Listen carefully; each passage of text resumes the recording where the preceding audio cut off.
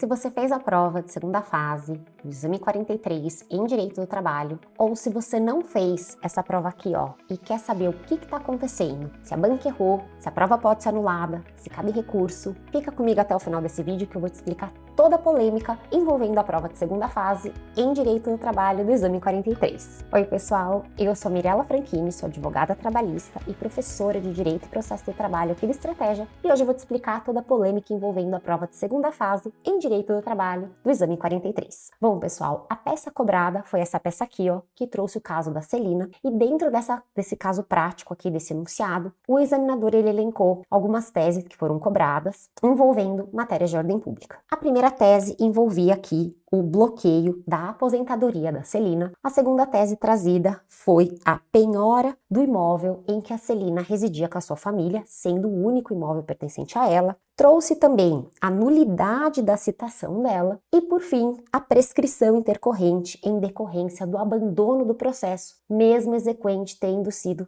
devidamente intimada. Além de tudo isso, o enunciado também trouxe que a Celina ela teria a defesa dela limitada. Por quê? Porque diante da condição financeira dela, ela não conseguiria realizar a garantia integral do juízo diante do processo se encontrar aí em fase de execução. Então a defesa dela seria limitada. A banca trouxe como gabarito a peça exceção de pré-executividade. E o que eu te pergunto é o seguinte: será que a exceção de pré-executividade é a única medida cabível diante desse cenário fático? E mais, será que a exceção de pré-executividade seria a medida mais efetiva para a defesa dos interesses da Celina? É aí que começam os problemas, pessoal. Bom, o primeiro problema que eu trago aqui para vocês é que o enunciado ele é contraditório com as regras do edital. Na realidade, não o enunciado, a peça prática trazida como gabarito. Ela é contraditória com as regras trazidas pelo edital. O edital ele traz o seguinte, que o candidato, no momento da identificação da peça, ele deve indicar o nome iuris da peça e também o fundamento legal. O problema é o seguinte, a exceção de pré-executividade, ela é uma criação da doutrina e da jurisprudência e ela não tem previsão legal. Ou seja, como que a banca pode exigir do candidato que ele apresente uma peça prática profissional que sequer tem fundamento legal? Primeiro problema grave. O segundo problema, em relação ao edital, é que o edital traz o seguinte, que a prova de segunda fase, ela pode trazer um entendimento pacífico dos tribunais superiores, pacífico da jurisprudência. No entanto, a exceção de pré-executividade, embora ela tenha cabimento na seara trabalhista, existe uma divergência em relação ao seu limite, aos seus efeitos e também em relação ao cabimento. Então, não teria como a banca examinadora exigir do candidato a apresentação dessa peça prática processual, tendo em vista a existência de divergências em relação à exceção de pré-executividade na seara trabalhista. Além disso, a peça prática profissional trazida pela banca, ela não seria a única medida cabível diante desse cenário fático. Analisando o caso e as teses apresentadas, viu-se a possibilidade também de apresentar outras medidas processuais. Quais são elas? Também seria possível apresentar embargos à execução, mesmo sem a garantia do juízo, pois a jurisprudência admite a interposição por se tratar de matéria de ordem pública. Também seria possível apresentar mandado de segurança, pois estaríamos ali diante de violação de direitos líquidos e certos, e também seria possível admitir a interposição de agravo de petição, tendo em vista que a decisão que deferiu ali o bloqueio da aposentadoria trata-se de uma decisão terminativa, cabendo ali, naquele momento, a interposição de agravo de petição, conforme o entendimento consolidado da jurisprudência. Ou seja, temos aqui mais 3 peças processuais que seriam cabíveis, com base legal e também com entendimento consolidado na jurisprudência. Diante desse cenário, a gente consegue visualizar a multiplicidade de peças cabíveis em relação a esse caso prático apresentado, o que faz com que a banca tenha que se posicionar e que ela adote alguma medida em relação a essa situação. E o que pode acontecer e o que diz o edital? O edital diz o seguinte: se a peça for anulada, em tese, todos os candidatos teriam aí a atribuição de 5 pontos. Sinceramente, eu acho essa medida bem pouco provável, afinal a gente teria aí uma aprovação em massa e acredito que a banca examinadora não iria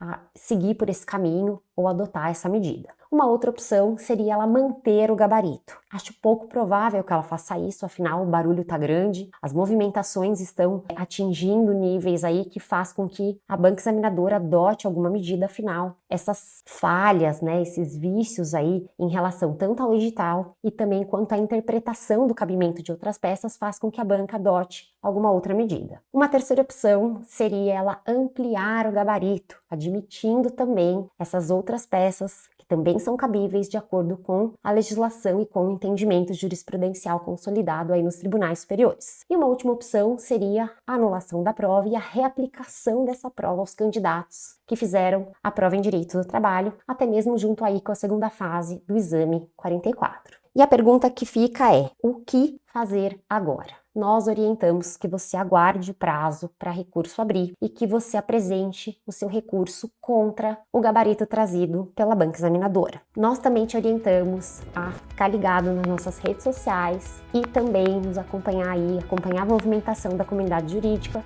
que vem trazendo atualizações sobre essa polêmica envolvendo a segunda fase em direito do trabalho do exame 43. Nós aqui do Estratégia nos solidarizamos com todos os candidatos que realizaram a segunda fase em direito do trabalho. Se você indicou alguma dessas peças processuais que também tem o cabimento, vocês não agiram de forma errada, vocês agiram de forma coerente de acordo com o edital. Agora, pessoal, o momento é de calma, de união e apresentar o recurso para que a gente consiga aí uma movimentação e consiga com que a banca se posicione de uma maneira justa e equilibrada para todos os candidatos. Fica aqui a nossa solidariedade e o nosso apoio, nós estamos juntos. E juntos somos mais fortes. Nós estamos com vocês.